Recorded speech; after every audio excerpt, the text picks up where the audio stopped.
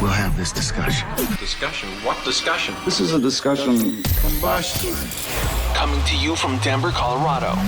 This is Discussion Combustion Podcast with your hosts, Kevin Batstone and Arthur Raw. Merry Christmas, Discussion Combustion family, and thanks again for joining us right here on episode 239. It's unbelievable we've done this many shows, going all the way back to 2019, man, when we started this thing. It's a great time of year. It's a great time to reflect, and just remember all the good times and enjoy the people around you, of course. And you know what? We have a special edition Christmas special this evening. Joining us is Lori. She was on this program back when we were audio only. You might remember back in the basement days, as we like to refer to them now. And now we get to get you on mic. Lori, thanks for being here. Hey, thanks for having me, guys. And you got me Guinness. I'm so happy. Yep, you don't have to drink Bud Light. Thanks, Bud Light, for your continued support of this program. Yeah. You get to drink your beverage that you enjoy. So I love a good stout. What can I do? What can I say? And you're here for exciting terms. You're here in Colorado. Yeah, long journey, finally to fruition, and it's pretty crazy. Yeah. How many years in the making? Well, I stopped for a good chunk. So rewind really quick. I just graduated from Metropolitan State University of Denver with my bachelor's in history with a minor in anthropology. So. Congratulations. Woo! Congratulations. Yes. Yeah. Let's raise a beverage to that. Definitely cheers to that. That's exciting. Yes. And it just happened to work out that we were able to get you on the Christmas special. So well, we announced last week the DCPC Fan of the Year, which once again, congratulations to Lupita Leon. She was fantastic. Somebody's got to be it. You've been it every year, but now you get to be on the show as well. So it just works out good. I already have some DCPC swag. It's fine. But yeah, so I started pursuing my bachelor's way back in 2003, right? But then I stopped for a good chunk of time for just life events and drama. So I guess, and then I started back up because I was like, screw this. I need to go after my passion. I need to figure out what the next parts of my life are going to look like. Mm-hmm. So I was like, let's go back. So I started going back to school during COVID because there wasn't much else going on. So probably a good time to do that. Yeah, really. And then I transferred back to MSU Denver 2 years ago, a year ago. I feel like it was a year ago. And I was able to get everything knocked out. And here I am. And so I guess that's the big PSA, right? It's never too late to go back and finish it. Yeah. And just as long as you can finish it, do it. And if you have a company that'll pay for it, let them pay for it and, do the damn thing. Yeah, no, I think that's awesome. And definitely the underlying whole thing there as far as it's never too late. You can always go out there and pursue your dreams, even if it's been, it was 18 years at that point for you? Yeah, it's been off and on. Yeah, it's been off and on for 20 years at this point. So, yeah. And so a bachelor's would normally take 4 years. Yeah, unless you're if that's all you're doing, right? Full-time school. Yeah, I mean if you're if you're going to school full time and whatever time it takes, right? Because young people either they start taking college classes in high school, or maybe they just graduate high school and they say I just need to be away from this for a while. Or, So does a master's come after a bachelor's? If you want to. For me, it will. I don't know the order. Yeah, so it does. So ideally, you do a master's program or a PhD program afterwards. Mm-hmm. I don't have any ambition to be a PhD at this time. You don't know what's going to change in 10 years. I could just be like, let's do it. But who knows? I don't know. But I'm still trying to figure out, I'll take a break. I'll mentally decompress. I'll figure out what's next. And then, start looking at that transition, That's exciting. I did see your post. You looked good in the gown and everything. Thanks. Yeah, looking good. Yeah, that's exciting. I cried so much this whole week. I've been just such an emotional wreck because I've wanted this for so long and I stopped and started so many times. It's quite an accomplishment. You put a lot of hard work into it. I mean, because, on top of that, you're also doing your regular, 9 to 5, if you will. Yeah. Right? While also going to school, which is something I've never really done. So, I can appreciate the effort that goes into that and the commitment that goes into it because it's not something you have to do. It's something you wanted to do, right? And the late nights and the lack of sleep and the foregoing of activities and things so you can, work on papers or study whatever you got to do. Yeah. It takes a lot of commitment. Yeah, and then depending on what you're studying, it's going to take different layers. I mean, it's all work, right? It's just different types of work.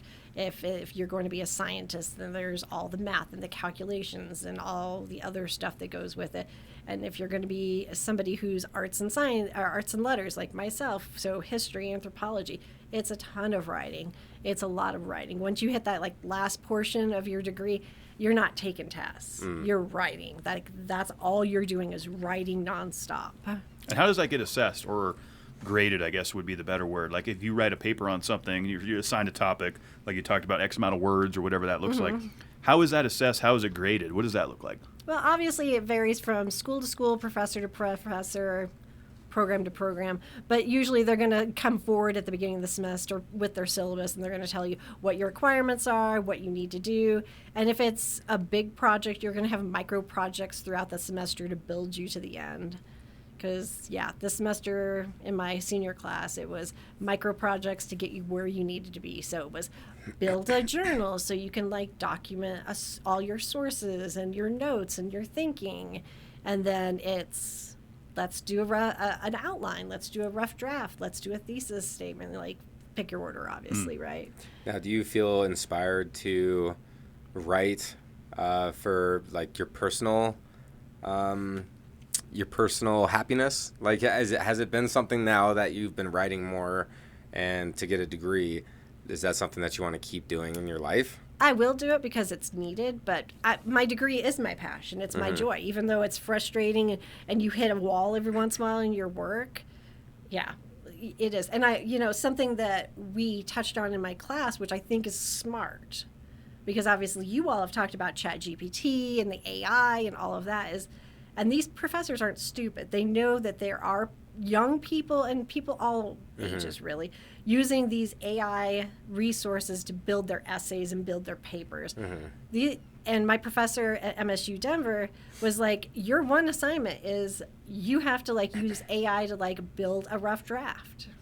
That was an assignment? To use AI. To use AI. So that's being incorporated in these universities to do papers and writing. Like they know that you're going to do it, so like let's show you the proper way to do it. Yeah. One of the things that was the exercise. Yeah. So, and the other thing that you have to remember is, you might use AI to build part of your paper, but AI can't build your citations. AI can't do the research. AI can't go to the library into the dusty archives where you're going through old documents. Like, it can't do the sourcing that you have to do. So it's just words without reputable sources. That makes sense. And then the other thing he had us do was our abstract. He had us put it up on Reddit to get the people's opinions and like put a link in it and like keep him updated if he says anything. And I got a couple of feedbacks and all I know is I was an avid Reddit user before they banned the third-party apps. Are you familiar with any of that? No. Like Reddit is fun? Yeah, Reddit is fun is how I used to browse Reddit. This was a third-party provider to the Reddit service and servers.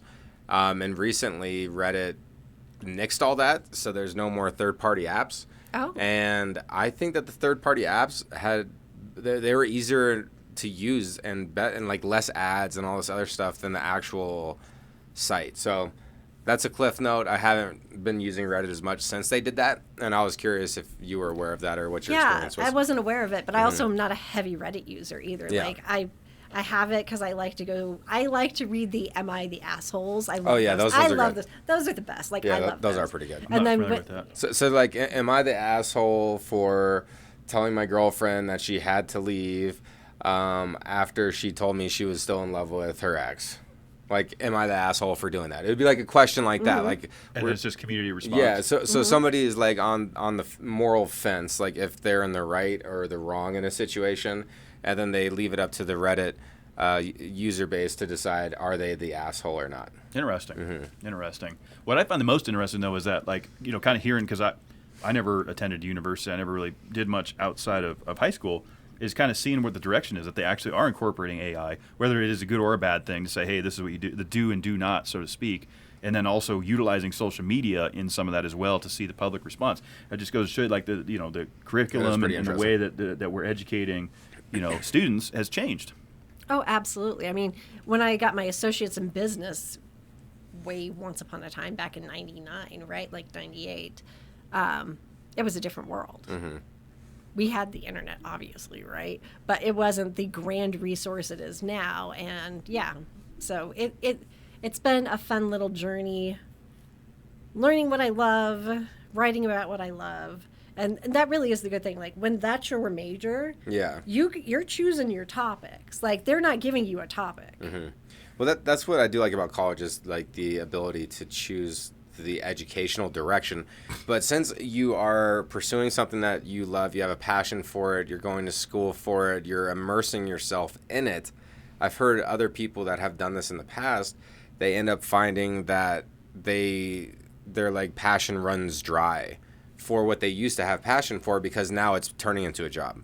So have you experienced anything like that or had any of those kind of thoughts with your pursuit here? That's a good one, right? Because I can see how that would happen. I mean, absolutely. You have a passion for something that you throw your entire world into and you get burnt out. Like, I get that. Like, you think about teachers all the time, right? Yeah. Like, that's the top one that comes to my brain.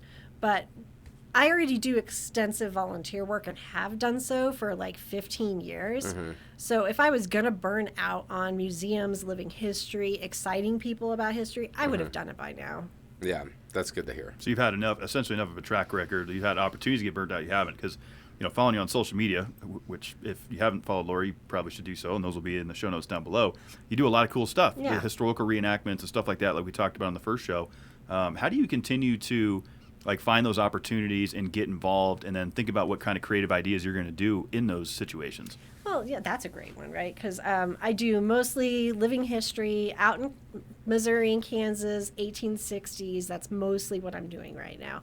But I'm also part of the Kansas City Costumers Guild. So we will actually just wear our outside period outfits, like, so my 1880s, my 1890s, my Edwardian, my 1920s, my 1940s, those eras. And we'll go do a pub crawl. Or we'll go to a museum event, or whatever we decide to do. So there's always an opportunity. Like, we have a great time. But as far as like, what do I do? How do I build a program? As a volunteer right now, it's pretty much, you just show up and you're doing what they ask you to do. Like last weekend, I was at Shoal Creek. We were doing the St. Nicholas event. And I had a grand time. I love watching the kids get so excited to see St. Nicholas. It's fun. It is fun. And the dress I wore last weekend, actually, my friend Mercedes actually made it. She used to do historical reenactment. That's how I got into it. Okay. And she literally was just like, I'm not doing this anymore. We're the same size. Take my closet.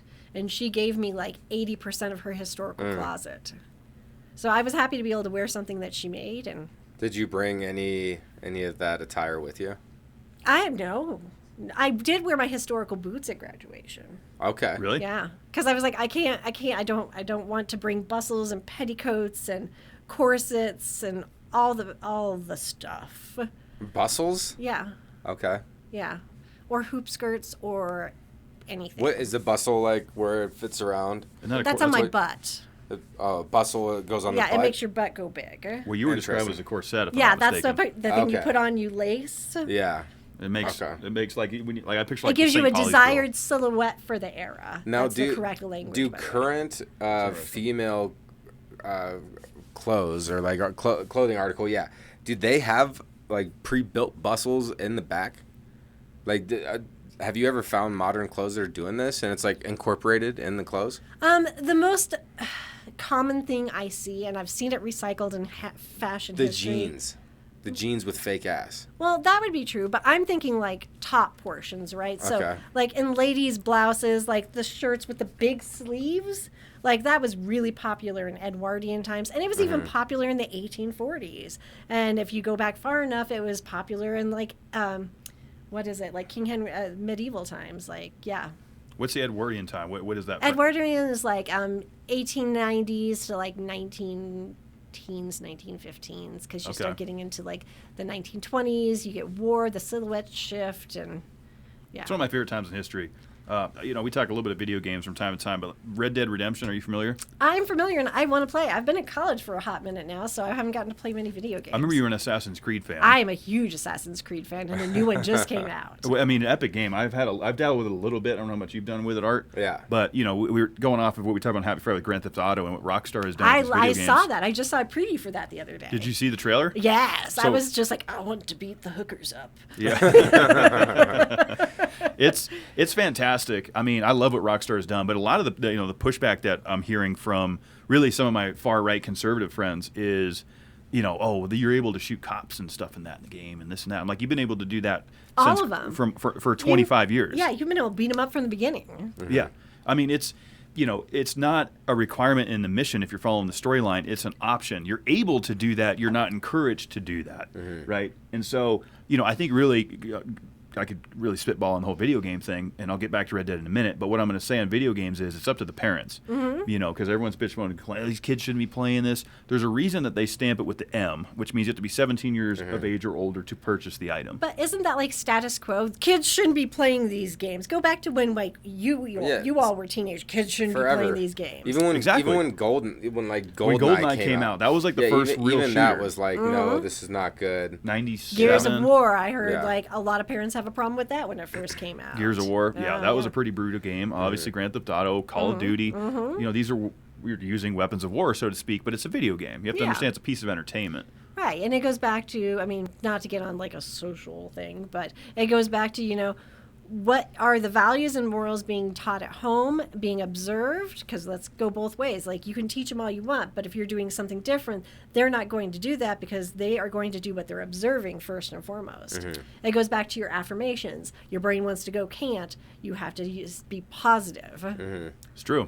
It's true, and it really does start with leadership, and leadership is the parents and what you're allowing in your household and what these kids are And not just parents, consuming. the family. Like the family I'm staying with while I'm out here this weekend, it's a very good friend. It's a very close friend of mine, and they have a great family, and it's a blended family. So, like, you have two sons from a previous marriage and another son from the wife's side on a previous marriage, and then you have this little girl from them together. And I love them all, and it is so beautiful. And, like, they expect them to do what they do and what they say. Mm-hmm.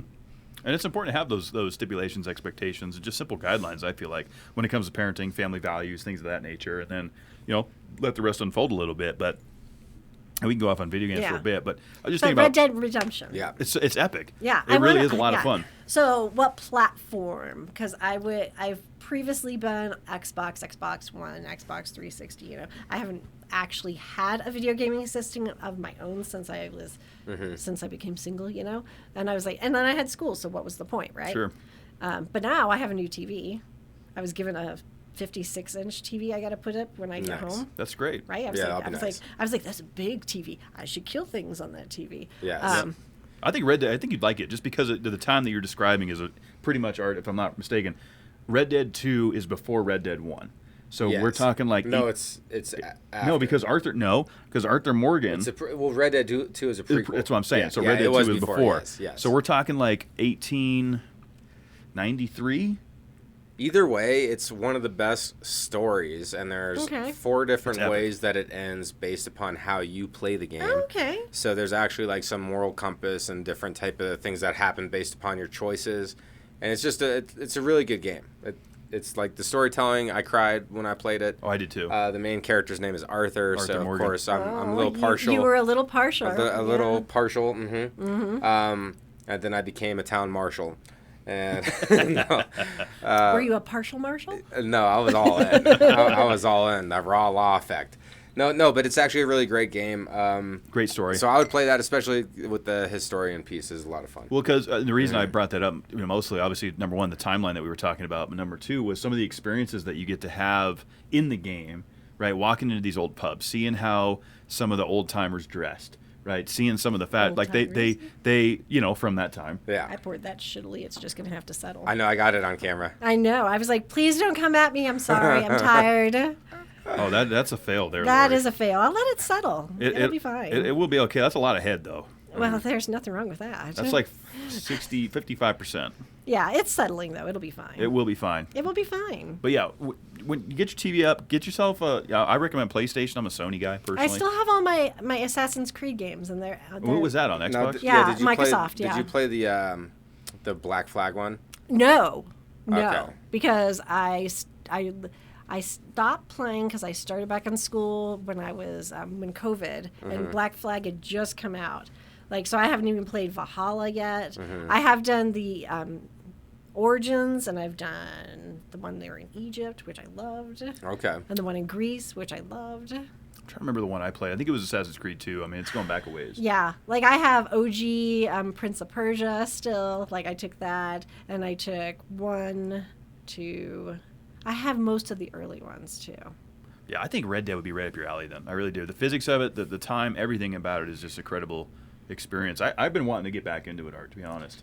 I've been just wanting to kind of look. I was playing Zelda. And is there like a bit. live player event where like if you were on, I could join and Yep. we could like cause debauchery together? Yeah, absolutely. Ooh, that could be fun. Yeah, there is an online component to There it. is. Where you're basically just running around the Wild West with your buddies on horseback. That would be fun. We could cause some debauchery.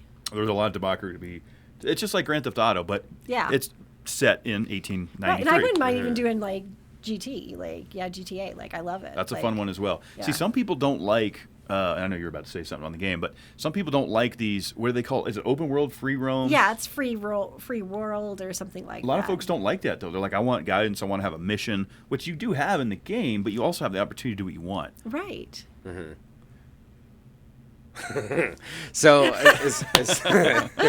as far as the online play, I do enjoy some online video games, but I like to kind of do the solo play.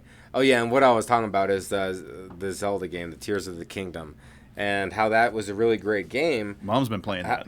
However, I beat a bunch of the temples, but then I didn't beat all of them. So it's like I've kind of been wanting a good game just to like sink my teeth into. And are you on the Microsoft or? So I'm playing on Xbox or the Nintendo Switch. Okay. Yeah, Nintendo Switch is holding it down, but It's a good console. It's kind of tough though. I feel like I'm just at that point in my life where I really like video games. I enjoy it. I like watching videos on video games, like top 10s and stuff. Yeah.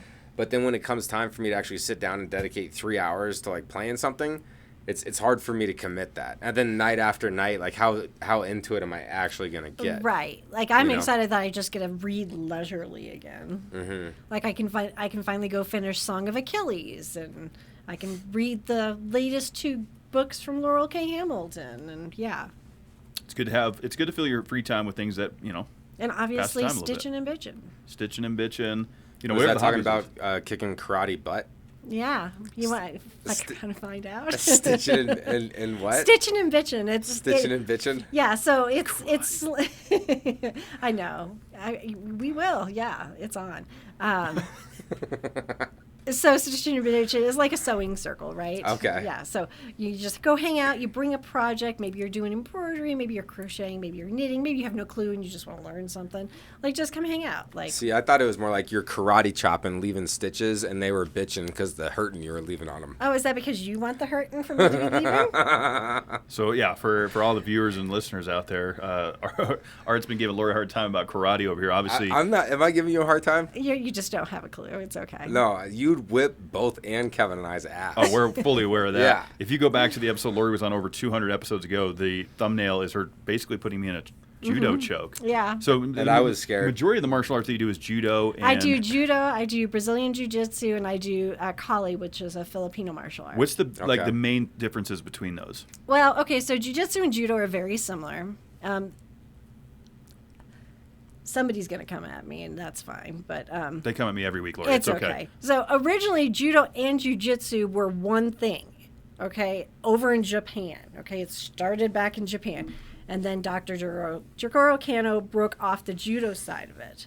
And then you have Japanese jiu-jitsu and you have Brazilian jiu-jitsu, and they are similar, but they are different. So when the Brazilians got a hold of it, they really morphed it into something different. There's still a lot of similar moves between judo and jiu-jitsu, but they also have some very specialized, awesome things. Are they So- both defensive based? Yeah, yeah. And my PSA is I love my judo with my whole heart. Mm-hmm.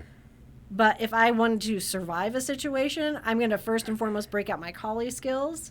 And if I have to, I'll go to the ground and I'll use the jiu-jitsu skills. Mm-hmm. Because, as a woman, it's something that's practical for you to train for that personal safety that we all want and unfortunately need. Absolutely need, for sure. I mean, being able to defend yourself in any situation, whether it's with a lethal force.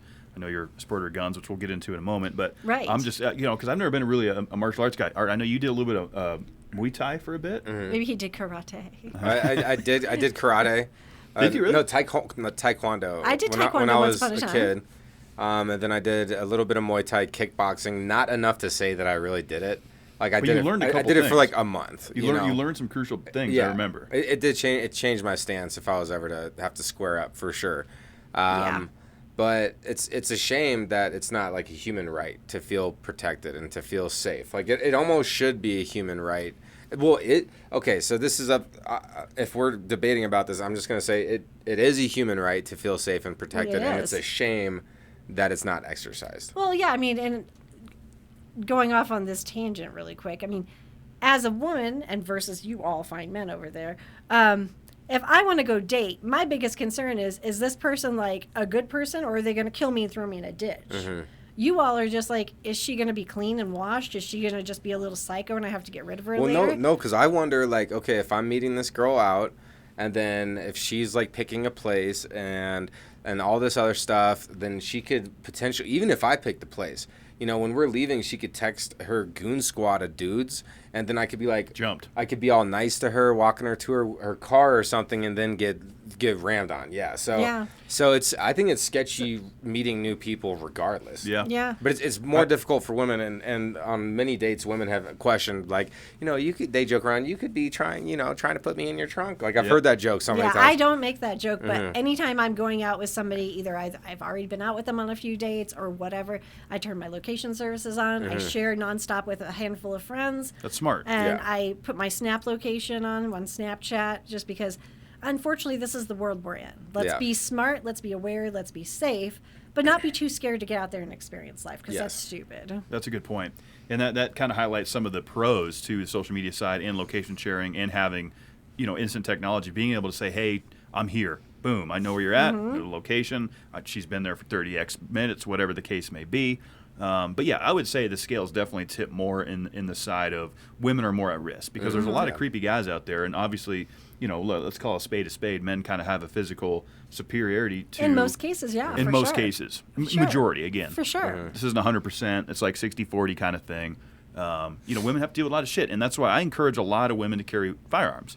Yeah. Now, that's a slippery slope as well, because I do think that a lot of people are unfit to carry firearms. We did talk about this the first time absolutely, you were on. and I'm still absolutely for it. You know that, because I know you're pro 2A. Yeah. But some of my opinions But have changed also, since that. really, because mine have still pretty much stayed the same. I mean, you have a right, but my rights, even what I said back then, still hold strong. I still believe you should have to take a class and have knowledge to know how to clean that pistol, knowledge to know how to handle it, knowledge to know how to keep it safe, and knowledge to keep up with your training so you handle it correctly. I think all those things are, I mean, I don't disagree with any of that per se, but I don't think that needs to be a requirement to purchase the firearm.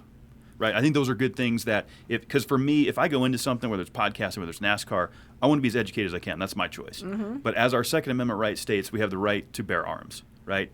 And shall not be infringed. So now, while we also have red flag laws, which I'm on the fence about. You guys have out here. I was like, I don't live out here anymore. And what's your thoughts on the red flag laws? Because I don't think we talked about that the first time. No, I don't think we did. And I have some really big mixed feelings on that, right? And just so everyone's clear, what red flag laws are is when, if you are suspicious of somebody that owns a firearm, you're worried that they might commit some sort of mass harm to public, then you could call it in, and that's considered the red flag law. That is true. Yeah, that's a nice high overview of it, for sure. It's a pretty good overview. You know, and where it gets difficult is you could have a crazy ex-girlfriend, you could have a crazy neighbor that wants to cause trouble and say this person shouldn't own those firearms. Someone knows I own an AR-15, like this guy is unhinged, and all of a sudden I lose my rights to my guns for at least 2 weeks. I know. So that's the bad part of it. But what's your opinion on it? Well, no. So yeah, the red flag, because there is a reason for it, but you have all these opportunities where people manipulate it and don't use it for what it's for. And then you have instances where the cops have been notified that you have a scary person. They don't do anything, and then there's a shooting. So where's the balance here, right? Because how many times have we heard, well, we reported it to the cops X amount of times, and he still went and shot these people up, or they still went and shot these people up. Okay, but now you just reported a nice guy who was just, being a putz to you for no good reason, and you took away his firearms, and he risked zero harm to anybody. You were just mad at him because maybe he threw away your favorite pair of underwear or something. Yeah. And you're always going to have those scenarios. Yeah. Right, those one-offs. And unfortunately, it's got to go that full swing. There's not like a happy medium, ever. It's hard to say. It really is a black and white, no shades of gray topic, because how do you have to take it seriously. You have to take these threats seriously. It's just like somebody calling in a suicide threat or I'm going to cause harm. There's legal action that's taken when somebody says those words, right? It's no different with the red flag law. So I guess I'm just curious where you guys stand on it. Do you feel like red flag laws are necessary and should be upheld? Well, so yeah, I mean, it's not they're necessary or unnecessary, because let's be honest, they're present in Colorado right now. But cops are still, they're receiving reports of these people. Ooh, I'm going to whack the mic. You're right. They're receiving these reports, and they're not always following up on them because they're just like, whatever. But then, when they do follow up on them and it's a non-issue, then it's a non-issue. But if they don't follow up and it is an issue, well, then they've missed an opportunity. Sure. Kind of the boy who cried wolf situation. Yeah. It has to be taken seriously. I do agree with that. And then there's just the what-if scenarios. What do you think on that, Art? I mean, I feel like it's important to have in public and how crazy life is. It's important to be able to have a place to be able to call out some things, especially if you really truly feel like it's important. It's unfortunate that yes, the pendulum swings in both ways and people take advantage of the system and do things out of petty reasons or things are not followed up on when it is for the right reason. It's impossible to escape that. But sometimes you only hear about when it's something that didn't work out. Oh, they called it in on this guy that they shouldn't have, or this and that, or they called it in on this person, then they never did anything, and then But what about all the times it did work? Do we ever? Do we hear about that? I'd be curious about those stats. So it's that's a good point. So it's kind of how if somebody has those how well stats, is it working find or them not? for us. We want to know. Someone's probably got them. Yeah, how well is it working? Obviously, it was created for a reason. And if you're a gun owner... Well, not created, but voted in, right? Because the red flag here got voted in. It was voted on. Mm-hmm. I believe I didn't vote for that. I think I was still... No, maybe I wasn't here anymore when it came into play. I did not vote for it. But my whole thing is that as a gun owner, if you're a gun owner, it is a responsibility. You need to know where your firearms are. You need to know how they're kept. And you shouldn't be out here talking about your guns, okay? Agreed. In general, it's just something that... you keep to yourself and you always handle it with respect. If you do those things, then I highly doubt anyone's ever going to call the red flag on you if you're being private, you're being respectful about it, and you're doing it for the right reasons. Yeah, kind of like religion, Nobody wants to hear all about it. Mm-hmm. We don't want to hear all about your guns. Don't shove your religion or your guns down your throat.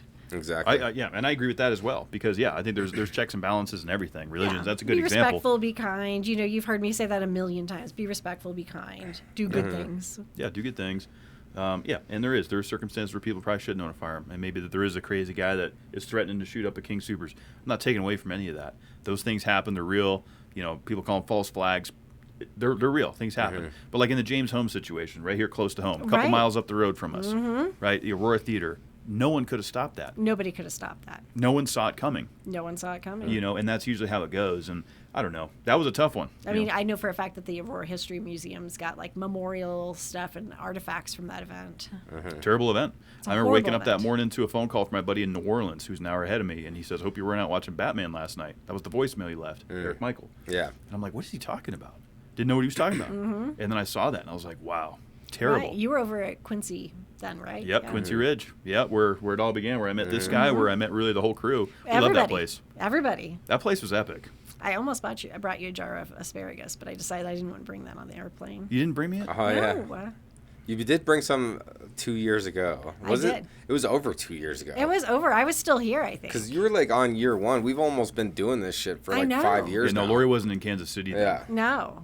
But I need my asparagus. You should come out and get it. You keep telling me how you're coming out. I'll be there for NASCAR. I hear asparagus. It helps prevent hangovers if you eat it prior. I was like, if you beat it, is this what we're doing? You beat it and then you eat it, so you get all the nutrition. You save your teeth some work. Yeah. Your dentist will thank you later, but or you'll thank your dentist. I don't know. Either way, if you eat asparagus, it's supposed to create these enzymes that actually help protect. I just read that earlier this week too, but I was like, of course. Then it also makes your pee turn a weird color and smell. But yeah, it does. But I've also read that what that is, the smell that we're smelling with asparagus is it's a detoxant. Yeah, so it pulls a lot of things out, and that's kind of what that Some call it a foul aroma. I don't know how to go foul. It's yeah. unpleasant, maybe. It's just a surprise. No, but that's why it gets reeky, is because it actually it pulls the toxins out of your body. So if you eat asparagus frequently, then you could probably get to a point where it doesn't reek. It doesn't. Yeah, I get wonder reeky. if that's the case. Any asparagus eaters out there who eat it like every day, every week? Does it ever go away? Yeah. I don't. That's a good question. If you I were to bet eat you it, did. So did I tell you about my garlic incident? No. I don't think I've told this publicly yet. I don't think you So have I'm gonna either. talk about. Okay. So our good buddy Schween, we call him Schween. His name is Joshua. Joshua. Shaween. No, Joshua. Josh. Shaween. Okay. I mean, when That took a little journey, when but it we'll- presented like that, you kind of makes sense. That's how nicknames are made. but Schween's just a cool Oh, nickname. yeah. I call him the Schweener sometimes. Oh, see, I like that. Yeah, Sweeney. you would like Schween. He's a wild man, and we've been trying to get him on the show. We for could probably get him. 200 He wanted to come see the studio he's today. not. He did. He did. But I was just like, no, we have Lori in here. Yeah, for no, the it's special. Christmas special. It's Yeah. a merry ho ho Right. time. I know we've Yeah. been on a lot of topics, but that's what we do around here. Yeah. Of Right. course, Speaking of Merry Ho Ho time, what's your favorite Christmas tradition or favorite Christmas memory? Oh, that's a good question. Favorite Christmas tradition or I'll go with memory? my- Or Yule I'll go with or the favorite Hanukkah or memory. whatever great holiday you might celebrate. Kwanzaa. Yeah. I have a memory. It was before my parents were divorced. We were living out there in Parker, like rural. Right, out in the country. And I had gotten the most awesome Spider-Man toys Oh. that Christmas. So that was like and like the 2001, city. 2002. And I remember like swinging Spider-Man through the hallways, like yeah. acting like it was like buildings, and like just playing with toys, having the best time. That is a fond Christmas memory for me. I had a lot that I just thought of. So growing up in the woods of New Hampshire, Can you say that again? New Hampshire. New Hampshire. Yeah, there you go. That's what I wanted. Yeah, growing up there in the sticks on Lake Winnie, a lot of great memories. We had a tree farm not far from the house, 30 minutes away. And I remember my Aunt Joni, who's no longer with us, R.I.P. Aunt Joni. She passed away this year. My favorite aunt. We would go down to the tree farm, and we'd cut down our own Christmas tree, which was a lot of fun. And I remember just having a good time with that. We'd bring the sled up there. We'd cut the tree down. We'd drag it down. They would wrap it up. It would go through like a little that's wrapper. cool. Yeah, yeah. And then you would take it home. You throw it on the roof of your car, whatever it was. How very Clark Griswold of you. Pretty much, yeah. So that, I have a lot of Christmas memories, but that's one that stuck out, was going to the tree farm and cutting down the tree for my family. Because like I got to select the one, because I went with my Yeah. own. Oh, I that's was like, fun. here we go, Mom and Dad, this is what I picked out. I like Blue that. spruce or whatever the hell it was. It was just a good time. I love that. Yeah. I What love was your favorite Christmas meal? Like your favorite thing to eat? my favorite memories of Christmas food. So it's going to go on my Italian side. Imagine that. Not that I didn't have plenty with my mom's side, but Christmas was always a special thing on my dad's side. So my birthday's in December. There's a lot of us in December, so none of our birthdays got overlooked. But Christmas Eve was always very special. All the Italians out there are just like, yes, it is. It's super special. We call it Pesce Sette, or Celebration of the Seven Fishes. Okay. So you have 7 fishes, imagine that. 7, imagine that. And they're different dishes. So you have everything from like squid salad to baked cod to fried cod. You have shrimp, you have just, 7 fishes, tuna, whatever. Like there's all sorts of different stuff. And we would walk into my aunt's house, which when they sold it, it's not there anymore. They scraped it. But you'd walk into the house and there'd be piles of Christmas cookies, Italian Christmas cookies everywhere, and the house would smell amazing, and you would walk in and there'd be kisses and hugs and all the great things, right? And you could put the gifts for everybody underneath the tree because everybody would get somebody something small, and then you'd just start snacking away, and then you'd go help out, or you'd get stuck down to the basement to go hang out with your cousins, and then you'd come upstairs and everybody would eat, and we'd have olive oil and garlic pasta, all the fishes, salad, bread, and then we'd eat, and then we'd have coffee afterwards, because always coffee. Oh yeah, coffee after a nice dinner.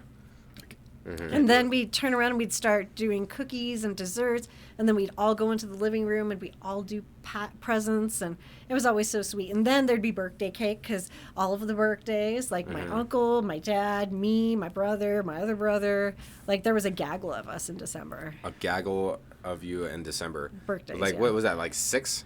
There was 6 of you? There was probably 10 of us. Really? Okay. Well, the Italians, big family. You Italians, huh? You're not getting any spaghetti sauce ever again. I think the first person I pissed off by saying Italian was Lori, and I will forever continue to say that. I used to piss off John Ekstrom a lot, by the way, say things. Oh, yeah. And I hope John is listening. I hope you're doing well, brother. And I'm going to continue to piss him off too. Yeah, anything we can do to, make that experience better for him. He's a great man. Yeah. I was feel We very were fortunate to work talking next to about him. we were talking about John the other day and how we kind of miss having that third energy in here. And, He's just it was a lot of fun working next to him. He learned a lot. Definitely Very learned a professional. lot. next Isn't to that him. the point, though? Like, Yeah. as you expand, you learn and all the good things. And sometimes your paths are just a moment in time and you go. And sometimes you lockstep and you go for the R.I.P. to rest all of your my life. exes. Are they in Texas? No, I got nothing. George Strait. I'm sure some of them were from there, but See, Kevin got it. He's like, I love it when she throws some random country stuff at Some me. hee-haw, as I like to call well, it. I don't have a place to hang my hat in Tennessee. Okay, so Well, you could if you went there. I like Tennessee. Tennessee's pretty. I I've want to never go been. back. Yeah, no, I've heard good things. I mean, I haven't spent time there, but like Chattanooga, Nashville, those areas I hear are tremendous. Yeah, when my best friend was living in Indianapolis, because we have Wheels Will Travel, we never stay put. So we spent like 2 days there with her and her husband and the animals, and then her and I hopped in the Rubicon, and we went through Ohio, Tennessee, Kentucky. We tried to get into Waverly Hills Sanatorium. Everybody who knows what that is knows what it is. If not, look it up. I don't know what it is. But it was Halloween, so we got blocked by the cops at the entrance, and they were just like, "Out the door you go." So Waverly experienced Hills that. Sanitarium. It's What is super, it, though? It's a sanitarium, so Okay. it's they had tuberculosis people. It was an insane asylum. Oh, wow. It was a home for like unwell people, right? But it's Creepy super place. haunted. It's Yeah. super flippin' haunted. look, if you've never gotten 86 from a place, then you haven't lived. Well, like yeah. you got to get kicked out of a place at least once in your life. There's something exhilarating and fun, and like you just laugh about it later. It's not always fun in the moment. We tell that story forever. Yeah. And then when she was living up in Seattle, we ended up down in Portland because Have Wheels Will Travel. So Yeah. we ended up in Astoria. Has wheels? Have Wheels Will Travel. Have wheels? Will Travel. Will travel? Uh-huh. Is like your family's last name Have Wheel? No. Like I don't know. I don't know. Like if you have wheels, Oh. you will travel. Oh, okay. Because I feel like I could do more traveling. You could. You have Yes. wheels, you should. I should. Traveling is a lot of fun. Although it's hard here, right? So, obviously, out where I'm at now in Kansas City, you start getting out there and the states get squished. And you get this because of, New Hampshire. New Hampshire. New Hampshire. 603 for life. And everything's so small, so you can state hop and you can go to all these places so much faster and so much quicker. It takes you damn near a day to get out of Colorado. Or even Yeah, Kansas. That's true. Yeah. That is true. Kansas Yeah. is pretty massive. Yeah. But I mean, with as much as you like haunting and old shit, New England, you got to go. I'm working on it. I want to go. My very good friend Christina's up in Massachusetts. So. Okay. So the goal is to get up there. You'd love it. I mean, there was a place in my hometown of Wilbur, New Hampshire called Tuck Me In, which was like a historic bed and breakfast. This place Yeah. is old as fuck. It was built in the 1700s. And it made Travel Channel or Discovery, I can't remember what networks, like top 10 most haunted places you have to visit or whatever. And growing up there and driving by it every day to go to school, it was just like, oh, it is what it is. We never really thought anything of it. Did you ever check it out? I never went in there. I never went in there. But that's just one example. The Salem witch trials. A lot of things that happened in the New England area. It's very, very historic, very old, very haunted. Everything's old. Well, and I really want to get out to Sussex, New Jersey too, because my mom's family came in through there. So my 4 times great grandfather has some sort of flippin' statue up there. That's I was pretty like, cool. that's pretty freaking groovy. Have you ever seen a ghost? Yeah. Where? You've seen one? Yeah. What was going on? What happened? Well, I was just out and about, and I got pushed. I was down in Eureka Springs, Arkansas. Yeah.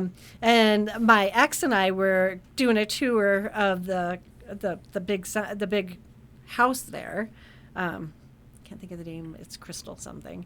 But it's a huge hotel in Eureka Springs. So Okay. if you just look it up, you'll know. And they said it was haunted, but we paid the money. We did a little self-guided book, and so we started looking around and doing all the things. And we were up on probably the 2nd or 3rd floor, and something pushed me. Really? And I looked around because I'm like, what the hell is this dude's problem? Because, the ex would just do random stuff like that just to mess with me, right? Yeah. So I'm like, I'm going to get you. Like, it's going to go down. And I was like, oh, he's at the other end of the hall. I just got pushed. Huh. That's interesting. Yeah. Like how? Like how aggressively hard? pushed? Like to the shoved. to the point where like you had to catch your footing? Yeah. Wow. Interesting. Yeah. And then I didn't see them, but I got them on film when I was out in Philadelphia for work. We did the penitentiary out there. Mm-hmm. And I was taking pictures, and I saw the paranormal people because they had their big fancy cameras, right? Yeah. And I was like, you guys finding anything? And they're like, no, we're not seeing anything yet. And I was like, look what I found. And I started going through my camera, and I had all what they're called orbs. They're little circles. Yeah. And there's no reason for them to be there except for they're there. And they're just like, okay, where were you standing? I was like, yeah, but they're probably not going to show up for you because they already showed up for me. Yeah. I've heard about the orb. So I remember when I had my driver's license at this point. So it was early 2000s. Me and my buddy Josh would go out and we'd go orb hunting, we called it. Because, again, growing up in New England, a lot of haunted places. We would go to A lot of dead people in general. a lot of dead people in general. We would go to these graveyards and all these places. Now, this was before, smartphones and high-definition cameras. This was just, disposable cameras and shitty things like that. And we would take these pictures, and what you're describing, these orbs, sometimes they would even be red, or white. And I remember thinking then, I'm like, man, that's a spiritual orb, Yeah. or some sort of whatever you want to call it. I do love cemetery poking. It's kind of wild, huh? Well, and I'm part of a nonprofit, and everybody can be part of it, by the way. It's not like something like unique. It's called Find a Grave. So if you go to Find a Grave, it's actually linked with Ancestry.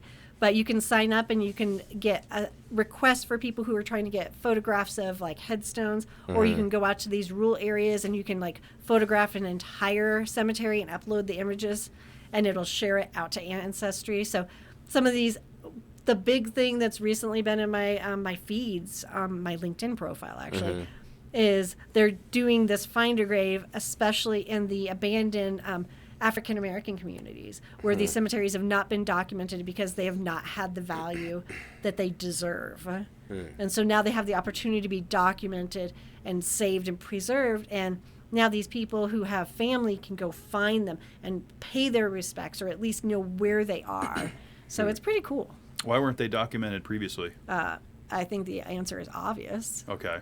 I just wanted to make sure that's what it was. The answer is really obvious because they were unfortunately viewed as less than what they deserve. Fair.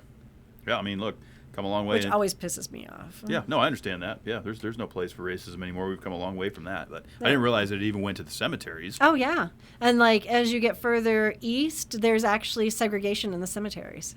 Yeah, it makes sense. Southeast, I would imagine, is probably still practicing There's some some of that. of it in Philadelphia. I know there are some in Chicago for sure. I mean, obviously where I grew up, there was a lot of it as well. It's changed, though. I haven't been back home in 16, 17 years. Yeah, and of course it's obviously different than like religious segregation because a lot of times that was done by the church, and so that's purposeful. Like that's alliance with your religion rather than like being viewed as less than important. Yeah, that's interesting. Yeah, no room for racism, but I think that There's room for love. Yeah, room for love And kindness. And also, I don't think stereotyping and stereotypes should be viewed as a negative thing, because there's just different cultural differences. Like we can't sit here and say that there's not cultural differences when there's literally different cultures on this planet. Right. And so you come into America where there's like the melting pot.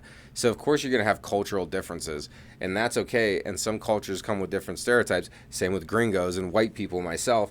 And like, so those can be fun. So I feel like stereotypes are too often cast in a negative light, and they can actually be fun. Like anyone that I know that has served in the military has been surrounded by racism jokes like that's all they do. Yep. And it's hilarious, and everyone's cracking up. It's because you know that you're all in it together. Right. So it depends on how you're using the stereotypes to like poke fun. Like there's about a knowing good your way room. to do it. Yeah, It's there's a about good knowing way the to do it. room. And being respectful when you need to be respectful, and knowing when this is appropriate, right? It's about respect at the end of the day, right? If you because it's fun to poke fun. I mean, I have friends of all ethnicities, religions, what have you, and even in our little fun, small knit community, we still poke fun at each other. Yeah, you know, but it's not coming from a place of hate. Yeah, it's not coming from hate, and it's all love, and it's not negative. Yeah, right. Which look, especially in the American culture, we've come a long way from that. You know, with civil rights and you would think we have, but we also haven't at the same time. I mean, I've heard from people that have moved to America and haven't been here that long. They're like, yeah, racism really didn't exist in my country. You know, they're like, this is more of like an American thing, as people like noticing color and stuff. You think we've made progress? Or do you think it's 2 steps forward, 1 step back? I think I think it varies. Regionally, area. Definitely regional. I agree with that. Yeah. Like, that's a hard thing for me to deal with out in Kansas City. Is there a lot of it in the Midwest? There's a lot of, like, blatant racism in Missouri. What do you, I mean, you know. Like, I've literally been in line at Sprouts and watched a cashier get told by a older white woman, "Oh, I'm surprised you're working here because, you know, your kind doesn't usually show up here." Yeah. And I'm like, that's not okay. That's How not much of that do you think? And I'm just gonna play devil's advocate a little bit. I don't support racism or anything like that. I treat everybody equally. How much of that do you think is like taught? You know, you're brought up in that, and that's all. Like, right, but Missouri was a slave state, so of course they were brought up for it. And so it's carried through the way that folks were brought up, and it's been in their families, and they don't really know any better. I feel like, because you know, speaking for myself, I grew up around a lot of it. You know, and I think when I came to Colorado, I had some of it. You know, I had hate, you know, for specific groups and homosexuals and things of that nature, and I'm like, why? I was brought up around it. You know, I'm not saying it makes it right. It's just it's hard when you're kind of indoctrinated, so to speak. That's your cultural bias. Like, until you can state your bias up front. So I was raised with this and I was exposed to this, and so I might accidentally say it, but I'm growing from that. Yeah. Yeah. Well, and again, in 23, I mean, you know, they're different, but they also remain the same in a lot of parts of the country, right? Well, soon enough, we'll be saying 24. Is anything going to change in 24, do you think, with all this? Well, it's election year. It's all going to change. Yeah. Well, all I know is that just like with like the whole gun thing, the whole stereotype racism thing, the whole dating and being unsafe and like, you know, being a woman out there dealing with crazy men and vice versa. Like it's all really about like how you handle it. Like life is going to be crazy, and how much are we going to allow life to dictate what we do next? AKA, are we going to live reactive lives, or are we going to work our best to actually be proactive and doing the right things and like breaking racism when we see it? And like maybe, you know, if you see somebody get mistreated, like after that they get mistreated, you go and then like, hey, I don't agree with what that person said. Like I saw like this gay person getting like yelled at a store, and you know, and they asked me, they're like, did you see that? And I did see it, and I was like, you know, some people just aren't having the best days, man. I wouldn't let their shitty day affect you. You know, it's kind of tough out there, and it is hard, but with it being the holiday season and a new year upon us, it's time for us to reflect. How did we help humanity this year? How can we help humanity more next year? And hopefully weren't you all doing something special for the holidays? Well, yeah. Well, and we're having you on, of course. Well, yeah. But then it's also like, first of all, take care of yourself. Maybe if it's not about, if you haven't taken care of yourself yet and you're not able to help others, take care of yourself first, and then once that's done, then actually start to try to help others by sharing love and things of that nature. So I just wanted to highlight that. No, that's great. And have a quick moment, because it's too easy to react to things. It's too easy. I do a lot of that. I give back. I do kindness. You know. It's important. No, it's important. I think it's what I do. Yeah.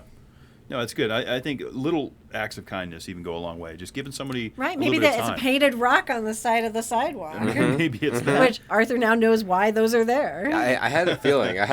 But I love little things like that, and like that's the thing about bringing joy into the world is you don't know who is actually going to be affected by it, but you just got to do it out of your own pureness, because that's what feels right. Like, who cares about what's actually happening, because you know you're doing the right thing, and it's probably going to reach more people than you actually even know. But it doesn't matter, because you're doing it out of authenticity for yourself. So I don't know. Once you get into that zone, you're kind of in this place where it's like, I'm just gonna do it because I want to do it, Yep. and it doesn't matter if I'm helping. I want to help people, but that's not really why I'm doing it. Without Yeah. reassurance. I don't know. I feel like I'm like spinning a door right now. You're No, all no. right. But I- what did you two get each other for Christmas? Because obviously you're podcasting spouses at this point. I didn't reveal my gift to this man, and But you purchased one? Yeah, I don't think he revealed his. He's got a he gift has for not. me as well. Okay. I guess it is a Christmas special, but I haven't given it to you. Yeah, yet, you so- don't Yeah. have to tell him. It's not, we're not there yet. Yes, Yeah, yes. No, we're not quite there yet, but yeah, we got some gifts. You know, Okay, all right. Yeah. and Christmas is, this time of year is what you make it, right? Yeah. It's the season of giving and caring and just being around family and friends. That's really what it's about, I feel like. Just Yeah. appreciating what's going on and Yeah. random acts You of got your kindness. snowman up, and did you put up a tree? Yes, this is the tree from my apartment, Okay. actually. And beautiful. so my apartment is currently Treeless. it's treeless. And that thing, those are my decorations for Your my apartment. stocking? Yeah. Yeah, So that one. that's all I had. That is a nice stocking art. It How long is. have you had that? I don't know. It just appeared one day There you and go. stayed with me. I actually have one, my childhood one, somewhere that like is much more festive and old school Mm-hmm. looking, more Kringle looking. Yeah, I have an old one somewhere too that my mom made once upon a time. Who knows where it's at? Speaking of those little trees, I think those are the cutest things in the world. And for all the parents out there and people out there who have children or whatever, like having a child's tree in their bedroom that they can decorate anything they want to, I think that's the sweetest thing ever. Like, growing up, it was always just one tree, but why? Why does it have to be just one tree? Like, you can have a small tree. Like, let the kids have a tree that they can make ornaments on and decorate any way they want to. So that's like a fun something idea. special. I like the fake trees too because they don't make a mess. Yeah, exactly. Pine needles. Minimal mess. If I can keep Clem away from mine, that'd be great. Well, yeah. He's a goblin. When you work cats into the equation, Well, Aphrodite doesn't mess with it at all. really No, not at all. not interested. No, she's cool. It's the male But cat. Clem, he's clever. But Clem is clever. He likes to fuck with the tree. Clem wants to get into those branches and just get No, wild. Clem opens up doors and drawers. Clem wants to have cat VR goggles to do everything in. If I could get him one of those spinning things for him to run on, he probably Yeah. would use it. But they're like $400. I just saw. Are they literally- that much? I Yeah. just saw those for the first time like 2 days ago. Yeah, I wonder if they're rated for toddlers to run on. they're not really tall enough. It's for like a that. hamster wheel for a cat, Yeah, but they're expensive as shit. they're like $400. That's Yeah. crazy. Do you think you would use it though? I think Clem would. I think use that's it. the thing. Like with like pet toys and like cool things you can buy for Yeah. them. Like they're like, oh, that's cool, and then they don't use it. Yeah, Like they is there love a the cat return tower. They policy? just got a new cat tower because their old cat tower started to die, but it's getting The upcycled. old cat tire became satire. No, well, it is sad, but yeah. Yeah. But it's getting upcycled over to my friend's house. She's going to put it in her barn for her barn cats. So. Okay, I like 'Cause barn we, cats. Yeah, we try to upcycle. that's fun. Yeah, I think that's fair. I wouldn't even call them hand-me-downs. It's just like, hey, repurposed. Yeah, that's why we upcycle. Yeah, I guess upcycling is another word for repurposed goods. Yeah. I like it. It's how you change. Look, you can say one thing 1,000 different ways, and I like intentional word usage. So I like the upcycle. I like your energy as well because you're driven, you're defensive, you have the ability to defend is what I'm saying. Yeah. You Not- don't I'm not you don't that you don't come off with a defensive personality at all. I wanna so, love So everybody. you're so much fun to hang out with and talk to, and it's so great to see all the areas that you've been succeeding too. I'm getting there. So- There's a lot of steps left to go. And hopefully we all get to keep walking until we die. Like who wants to die like being idle? Like I would rather be moving and doing something that I loved or like fulfilling something in my life, even if I like fell like sleep and died. As long as I was doing something I loved that day. So either way, that's a whole side point. You're doing so much right now. I always do a lot. And did we ask the question You when did. you were first on? I don't know. When No, you were the first on, the question wasn't asked back. I don't think Yeah. we used to ask the question back then.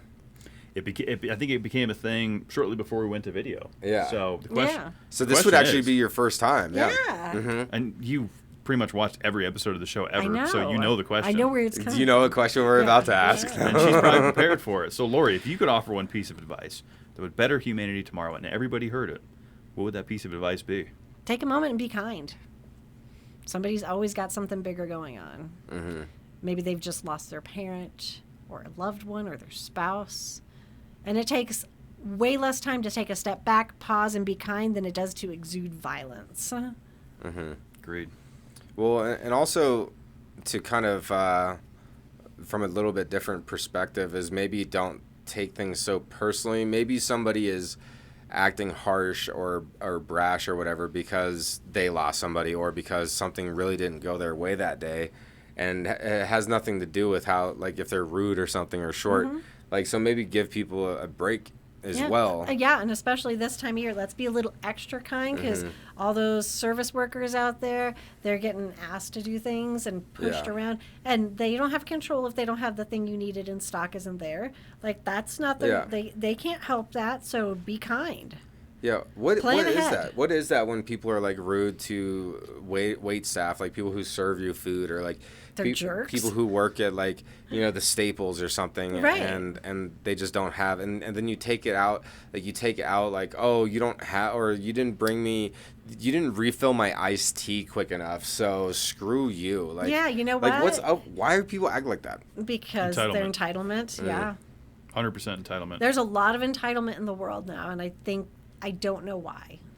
Can we be entitled to, like, treating everyone fairly, though? I would think that would be great. Couldn't that be like a form of entitlement? Yeah, I think absolutely. Is it realistic, though? You're always going to have those assholes and those dickheads, and the pendulum swings, you know, both ways, of course. You're always going to have those guys. I worked in the grocery business for almost 20 years. Yeah. I got friends in the service industry that have made most of their living out of that, and they're just used to it. Like, it's almost like, oh, yeah, I got bitched at. Someone told me to fuck off. Someone took their day out on me. And some people can handle it better than others. Yeah, it's definitely not for the faint of heart, that business.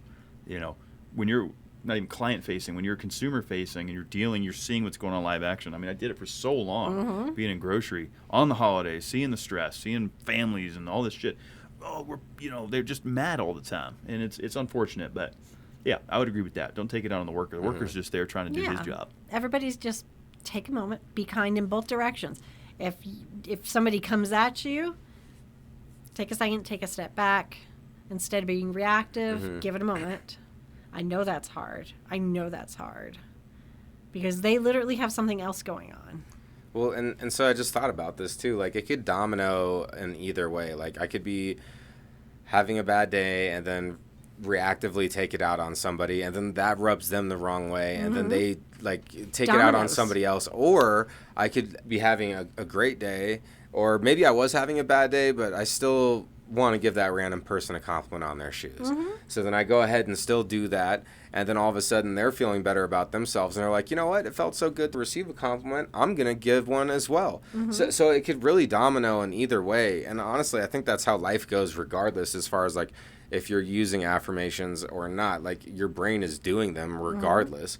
There's all these different parodies in life where it's like you have to pick one of these paths, because there is a domino effect either way. Like, there's no getting away from these domino effects. So speaking of affirmations, what affirmations are you both, like, giving yourselves on the daily? Give like two of your daily affirmations. So the two that I've been doing most recently is that I'm strong, I'm healthy, I got this. Okay. That's one I do every day. And then, of course, as many folks know, June 7th, 2024, I'll be sober from alcohol. So I'm alcohol free. I know. Is the other affirmations. Those are the big two that stood out to me. Okay. That's a good one. For myself, this one's just a good old classic. Every day, in every way, I'm getting better and better. So what's every day look like? What's every way? What's better and better look like to me? I also like to say that I know my worth, and people pursue me for, like, the things that my worth is for.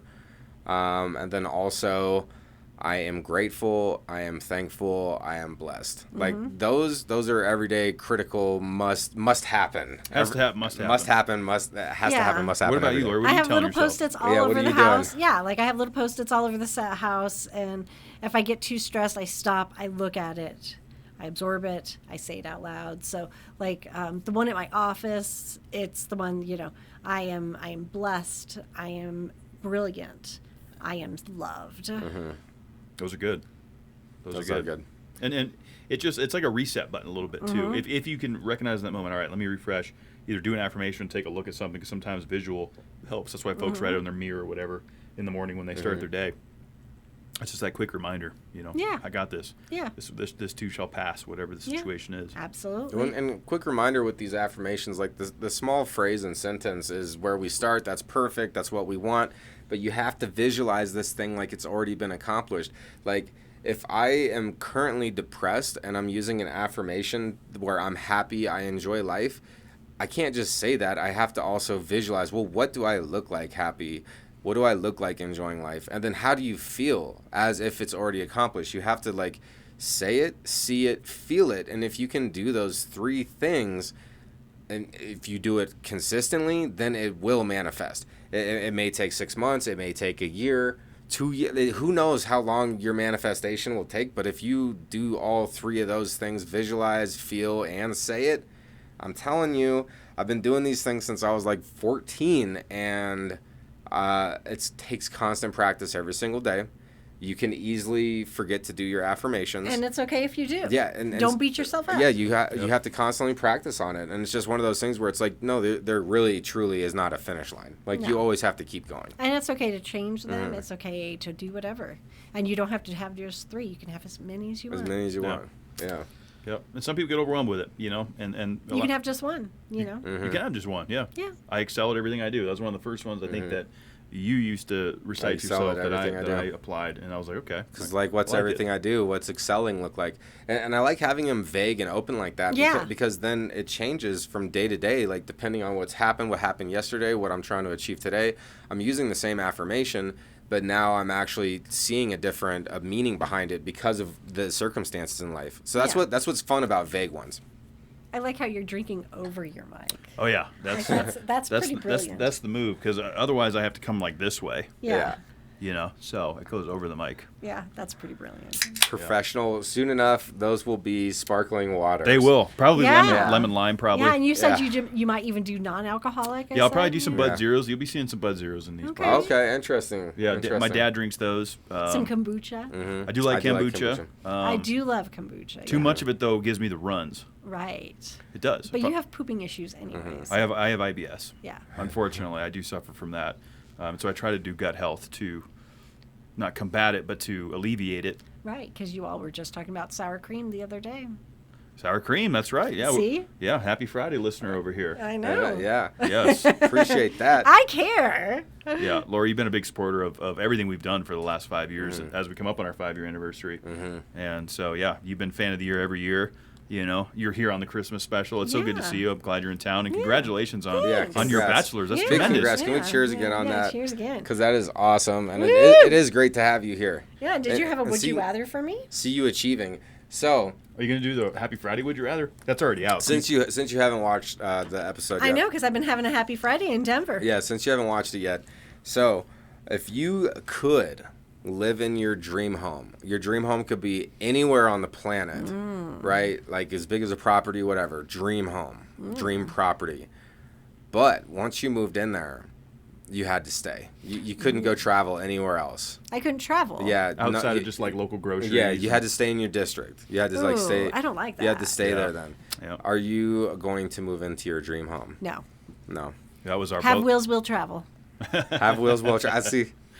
That was both of our answers on Yeah, Happy Friday that last was, week that as was. well. Because I'm like, ooh, it would have to be the most perfect house, but then even the most perfect house you'd get bored with. Well, I would get bored It's with. true. I got to You're keep like, it moving. Yeah. Yeah. Some people though, I think are going to say yes to that. Yeah. I'll Folks be that are very excited to comfortable. watch, the polls and see how it comes out for y'all. So here's the thing. Like, Although I'm not on X. I got rid of my X account. So. That's fair. It happens. But you always comment down below. Yeah, I so, do. So Yeah. there's that.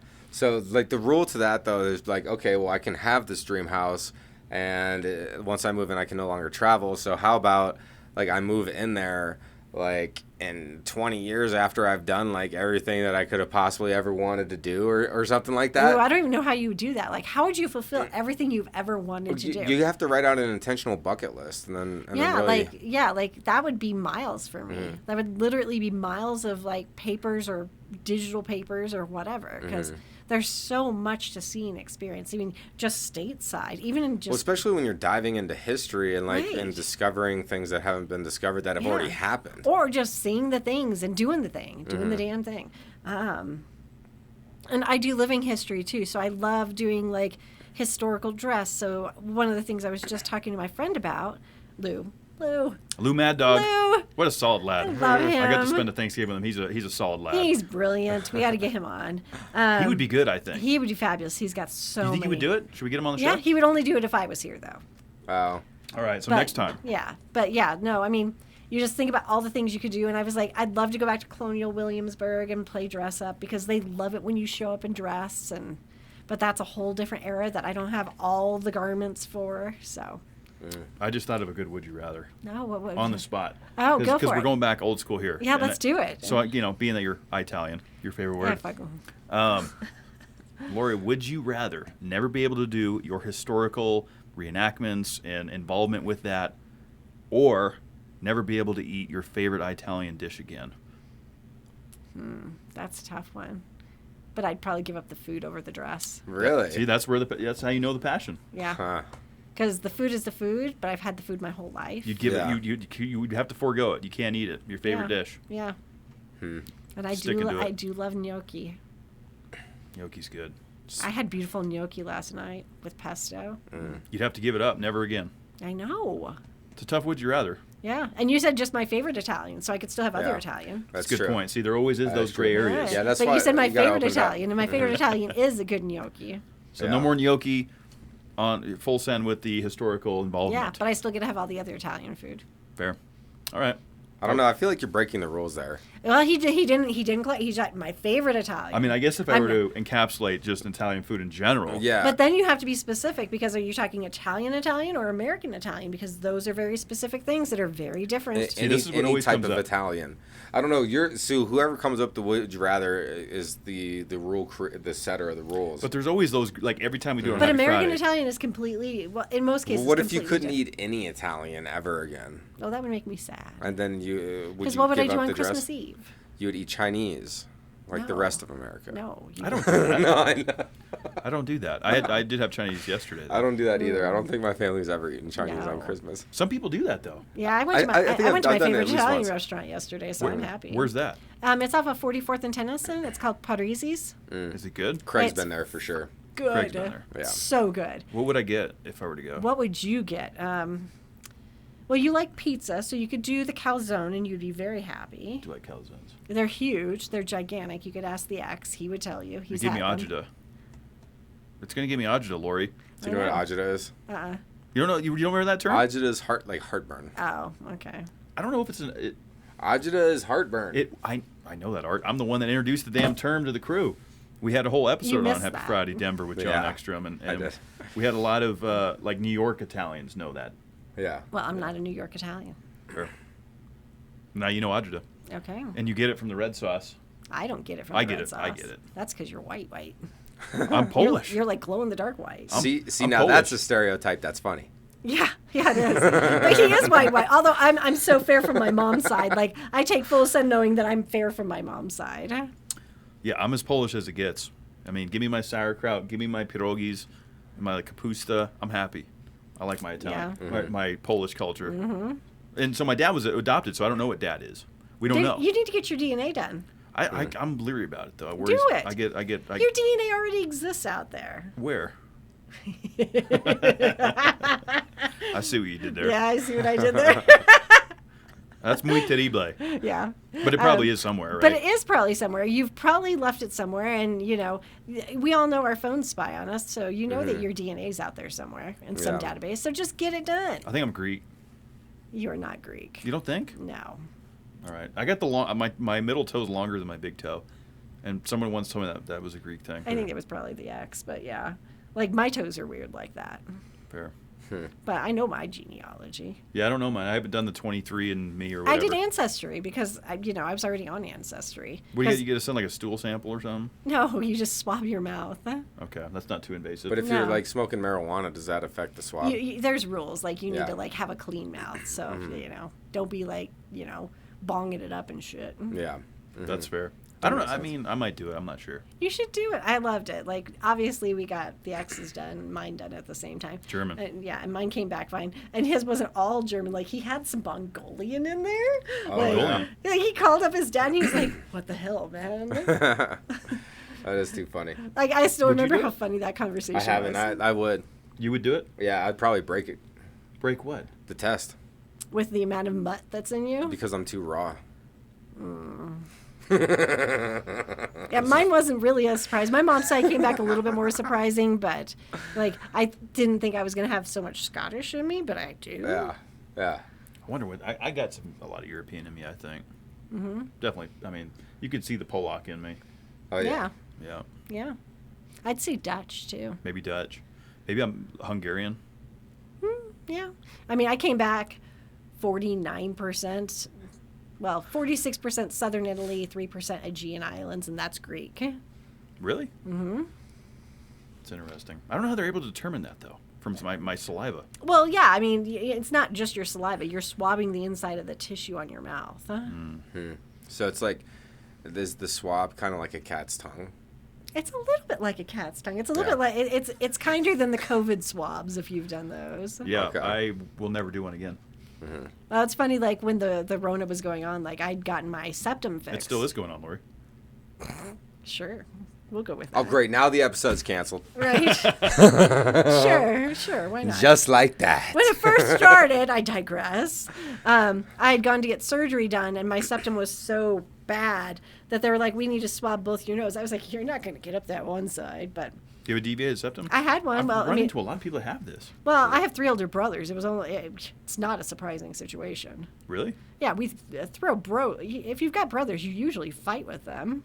So you broke your nose? Oh, probably a couple times. Is that what did it, though? Yeah. Interesting. Because, I mean, some people get it from doing cocaine. Well, I definitely have not done cocaine. I'll plead the fifth on that as far as if I have or not, but I think we all know the answer to that. Everybody in this room knows the answer to that. Everybody listening now. Way to go, Kev. Way to go, I didn't Kevin. say Now yes or that's no. how we get the show kill. Yeah. But, No. YouTube leaves up videos all the time of people, how do you steal a Kia? So, whatever. I know, and then they'll cancel us for talking about how COVID is real or not real. Huh. It's amazing. Yeah. I mean, it's Perception is reality. It's a seasonal thing now. It's fine. Yeah. I'm not going to say any more on that. Well, on that bombshell, we wish everybody the very most fantastic of holidays. Lori, thank you so much for being an inspiration. Yes, you're an inspiration, continuing your education, keeping it moving, like being able to fight me. You even put me in a headlock before this episode I could not get out of. And and no, that was the first episode with Kev. Yeah, you did put me on a thumbnail. No, it was good having you, and we're going to keep this conversation going, obviously. Yeah, yeah, because I'm out of beer and I need more. There's more in the fridge. Well, yeah, because you cater to me. Yep. Lori, you're one of my favorite people. You've been such a huge supporter of this show. In all honesty, it's people like you that make the show continue to go on, and your involvement with this program. So it's really cool to have you on video, because I mean the listeners only ever listen to you, but behind the scenes, for folks and that see know, me in the comments, like some sort of see weird in the troll. comments, Happy troll. All the videos you look down, you see Lori. That's there you have it. So once again, congrats on your endeavors. And graduating. That's tremendous. Excited to hear what you do next, getting out of the corporate world and moving into what your passion is. We didn't even really get into what that is just yet. I know what it is, but I think that's tremendous. So let's get you back on. Let's make this an annual thing. Yeah, let's do it. Let's do the damn thing, as I say. Let's do the damn thing. It's Christmas, guys. Enjoy some eggnog. Enjoy your family. Do whatever your family looks like. Yeah, whatever your family looks like. Sometimes it's just your cats, and that's fine too. Sometimes it's just this Yahoo. That's my family right here. Right. I'm stuck with him all the time. That's so sweet. Yeah, and so that's just the way it goes. It is what you make it. Don't overthink it. Don't underthink it, as Jamie Rourke would say. And Wise man right there. Love he him is. with my whole heart still. Oh, he's just a beautiful man, of course. That entire family is fantastic. So we're going to get out of here. We're going to go enjoy a little bit of some holiday festivities, if you will. And I already know, be good to yourselves. You deserve it.